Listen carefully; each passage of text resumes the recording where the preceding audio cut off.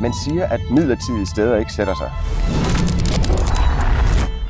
At man bare er på besøg. At ventetiden bare skal overstås. Men AGF er mere end bare et sted.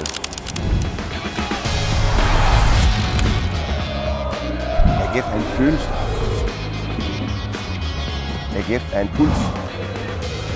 En puls, der slår hele vejen igennem byen. Linjerne igennem Aarhus, der binder det hele sammen.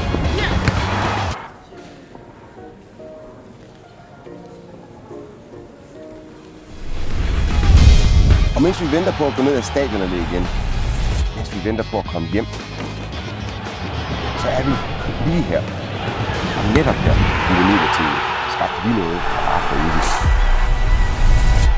For det er her, pulsen er.